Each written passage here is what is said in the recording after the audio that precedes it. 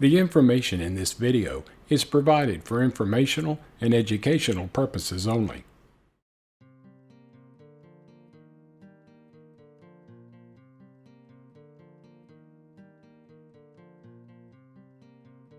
Welcome to Dose of TN, where you'll get a little shot of what my life is like living with SMA.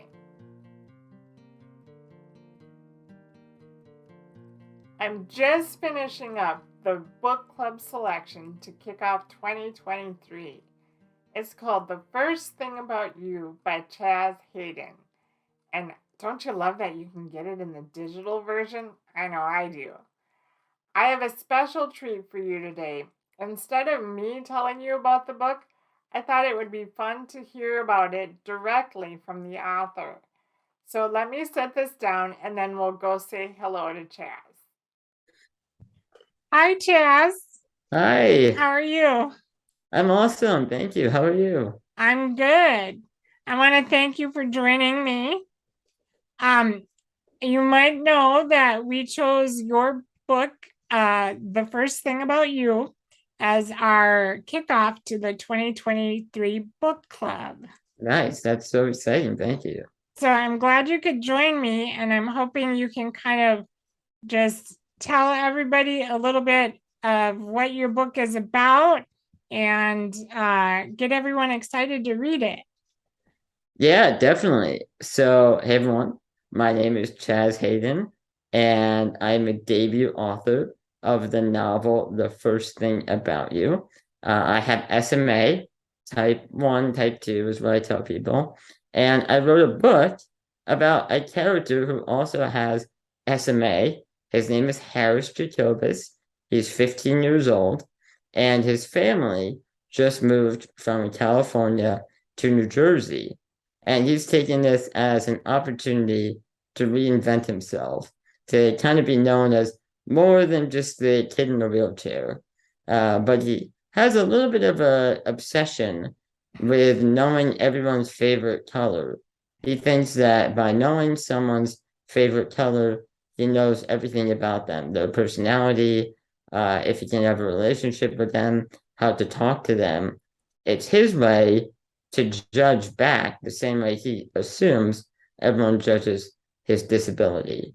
So along the way, he'll meet some friends, he'll have a crush of a classmate of his, and he'll hire a new nurse named Miranda, and she's young, and her favorite color is orange and red, which is the complete opposite of Harris's blue, and she's confident and fiery and energetic and everything Harris isn't. And their dynamic is really fun and how the story plays out. We're not entirely sure whether or not Miranda is helping or hurting Harris kind of along this journey of self-identity. And I love the characters in the book. A lot of things are definitely relatable. Thank Um, you. what inspired the book for you? Uh, a lot of things. I get asked all the time, like, prove that this didn't happen to you. I bet you have a lot of family members that want to know how much is fact and how much is fiction. Yeah, I would say it's harder for my immediate family, like my brothers and my parents, like my brother and my parents, they know what's real and what's not real. Yeah. Some of my more distant relatives and friends, they're like, wait, did this sound like it can't like they're like, I can't read it without hearing your voice and like your family. I said what inspired me was like I wanted to write just a very classic teenage romantic comedy Okay. and but I also wanted the main character to be disabled. But at the same time, I didn't want disability. I didn't want people to read it and be like, "Oh, that's a disability story," you Right. know. Like it was if disability was at the front of my mind, I think during the writing process, then I would have probably written more from a place of anger and frustration with just inequality and how inaccessible the world is. But that wasn't the story that I wanted to tell, and that's not the type of character that Harris is. And that's not the type of person I am either. I'm not an angry person. But I knew that, you know, just living life and having SMA and being a teenager myself, there were things that I wanted that every teenager wanted, which was to have friends and fall in love and be loved back and have relationships and fit in and figure out who I am. So there's that side, which is not disability. And then there's all these kind of little things that Harris does that anybody with SMA can relate to, or if they're disabled. And it's sort of woven into the story in a way that I hope able-bodied people can empathize and understand, but that's not the central plot of the story. Now, have you had a response from the non-disabled community? Has what response have you gotten there?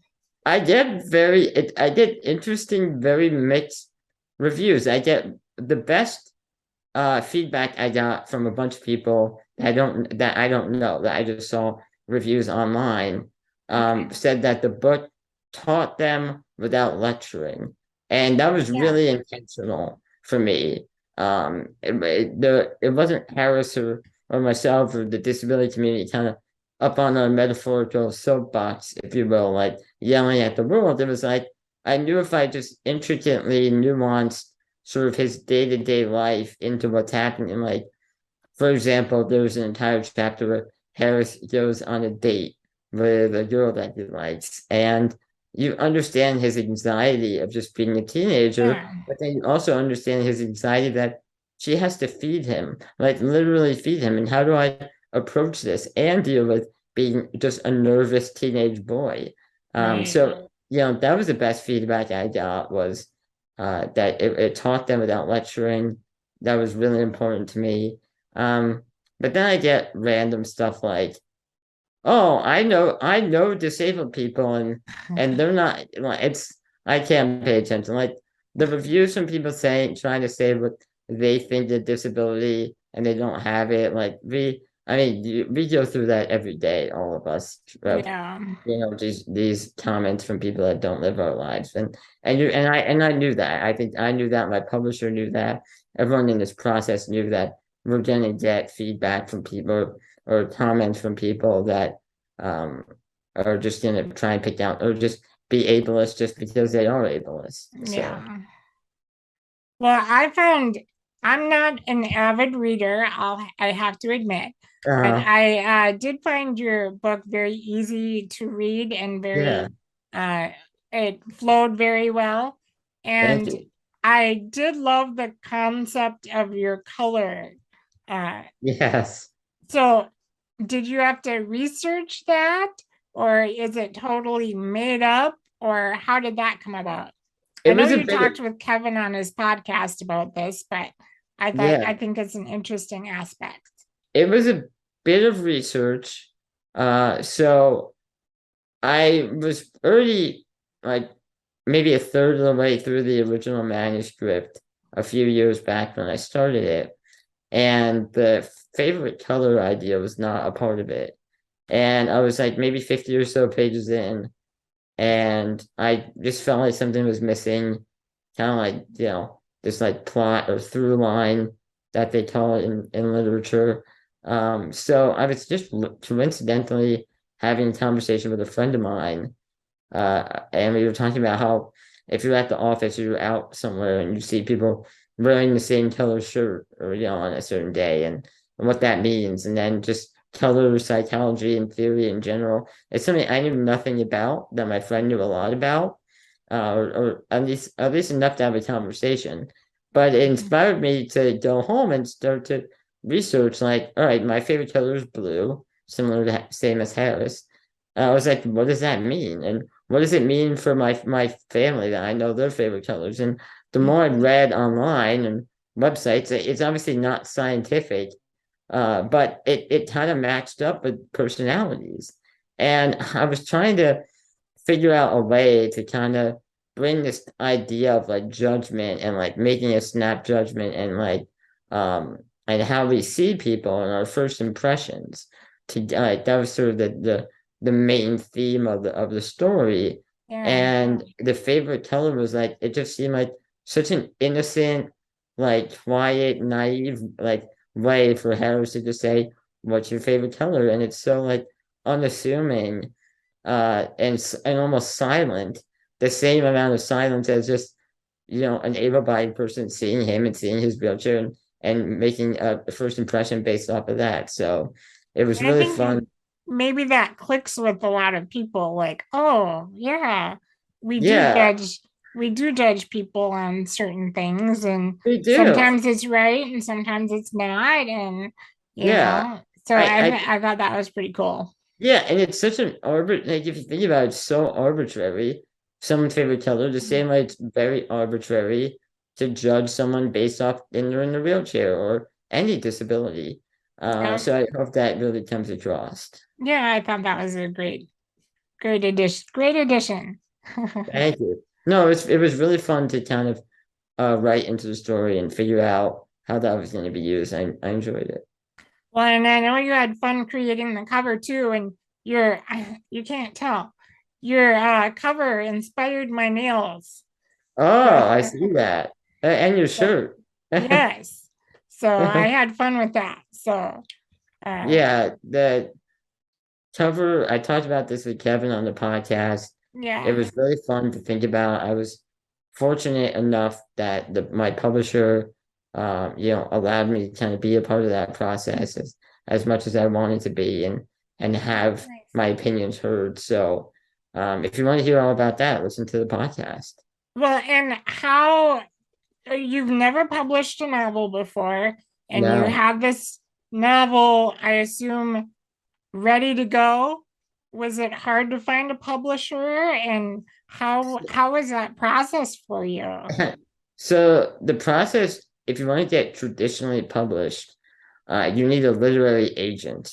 So Okay, authors cannot submit directly to publishers on their own if they want to be traditionally published. So I okay, kind of knew this for a long time. I've kind of out of college back in 2015. I started writing kind of as a hobby and going to critique groups, and I kind of was learning about the process. Then back in 2019, I had the idea for the first thing about you. And it took me, I started it by like February or March of 2019, and I finished it by that September. So it really didn't take me very long, probably because it is so personal and close to home. yeah, It was easy to write. And I had some family and friends read it, kind of give me their feedback and what they thought. I revised it until I felt like confident to submit it to agents. And when you submit to agents, you kind of almost write them a cover letter, like as if you're applying for a job. So it's like, hey, here's hey, a read bio. my book. Yeah, pretty much. It's like you send them an email. It's Yeah. like very short, like here's what it's about, like two, three sentences, maybe some like comparable stories, and then like a brief bio about yourself. And then you usually attach like the first 5 or 10 pages. And the agent that I'd known for years that I wanted, just based off of other authors that are favorites of mine that are his clients, he was the first agent I obviously submitted to, and just fortunate enough to land with him. He loved it. He answered me right away, asking for more of it.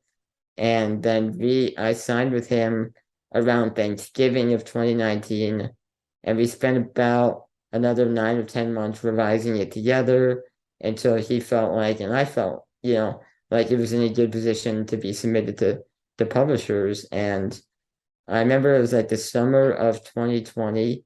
Obviously, everyone's on lockdown. Like the publishing world is like almost falling apart. Like no one knows what's happening. And my agent was up front. He's like, I don't know, what the feedback is going to be. And it was like right after my birthday in July. So like mid-July, early July. And he submitted to like 20 or 30 publishers. And I remember he was like, within an hour, everyone was like, yes, I want this. Send me Um, all of it. I bet that was exciting for you.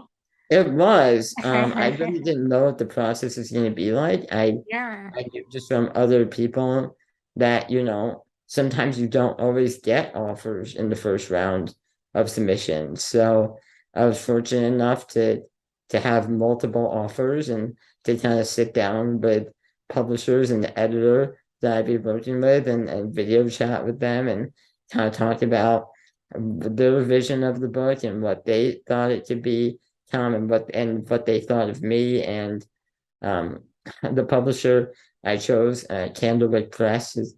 I just fell in love with the editor. It was like we were best friends and we had never met. And I thought she fully understood the characters and what I was trying to say and wasn't trying to fluff it up or move it in a direction that I just didn't want. So I just couldn't be happier with the support I've received from them. And what kind of response have you gotten from the book itself? Um, yeah, I know we talked a little bit about it, but no, like reviews have been really good. I think, I wrote this for like the SMA community. So like to mhm, me, I know that there's going to be able-bodied people out there that are going to see it at the surface level of just a romantic comedy, and that's fine.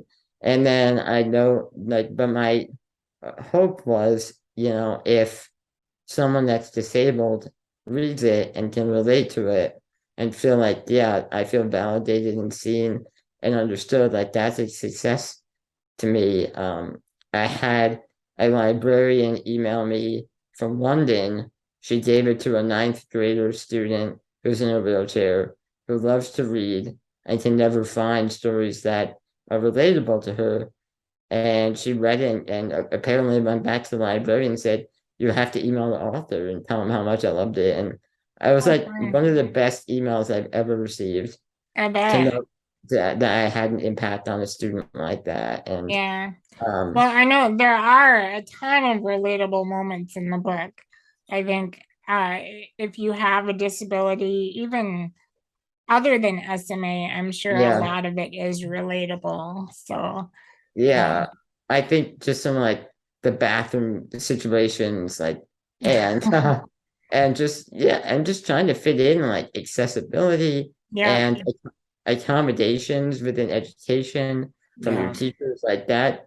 That was something really important that I felt like had to be said, and I think everyone can relate to that. I don't yeah. know if teachers that have read this appreciate it. I know some of them are like, "Hey, you made everyone seem like an idiot." I'm like, well, these are the stories that I hear that I've experienced and that my friends have unfortunately experienced with trying Yep, to be an independent student. So, like, that's another hope of mine is for educators to read it and pick it up and say, "Hey, how can I treat and accommodate right. my disabled students differently than I am?" Yeah. Well, I know I passed the book on to my mom and I asked her what she thought of it. She said, "Well, I'm not too far into it, but I remember using the nurse's station as the bathroom." So, Yep, 100%. yep. So, well, I look forward to having the SMA News Today forum members read the book. And our plan is to open a discussion around January 17th so we can talk about all the aspects of it. Yeah, and I'd love to be a part of that. And if there's even a Zoom or a video chat you all do to discuss it, I'd love to be a part of that. And maybe Great. get yelled at if someone doesn't like it. I don't know. I'm up for it. All right. Well, yeah, so look for it. A post probably January 17th is our target date. So uh we'll definitely open up the discussion because I'd love to get feedback too and see what other people thought of it. Yeah, I know that there's someone that's a part of the forums that already wrote a blog about it that tagged me on Twitter, and that was just super nice. Like, Yeah, that's how we kind of discovered it and decided to select it for book club. So, yeah, his thoughts were just like, I'm like, yes, thank you. Like, I'm so happy that you were able to just feel like understood yeah, and you were able to, because like there is a fear, like SMA is so different and like mhm, disabilities are so different, right? So yeah, like, but besides that, like SMA is different from person to person. yeah. Well, That's and just, that's I know in the book Harris needed help with eating, and Mhm. that's something at that age I didn't need help with yet. Mm-hmm. So, but now that I'm older, it's like, oh yeah, okay, now I get it. So, Yeah, so yeah, it's definitely interesting. So, and I hear you have another book in the works. I do. So, And is this totally different? it's unrelated. Okay. Although I always tell people there are some Easter eggs hidden throughout it. So if you read the first one, there's kind of some little things in there for you to pick up on. If you didn't, it's totally fine. There's just like a if you know, you know kind of thing. Okay. But totally different characters, and still has the idea of disability representation in it. That was really important for me to kind of tell another perspective of that. Awesome. Well, I'll look forward to when that one comes out too. Yeah, another couple of years probably. So, all right. Well, thank you for joining me. Thank you so And much. I look forward to having everybody read your book. Yes, for sure. All right. Thanks. Bye. We will put a link below so you can snag your very own copy of the book. And thanks to Chaz for joining me. Book Club, the discussion will open on the forums at estimatednewstoday.com/forums on January 17th, so I hope to see you there. But that's all I have for now. We'll talk again soon. Bye for now.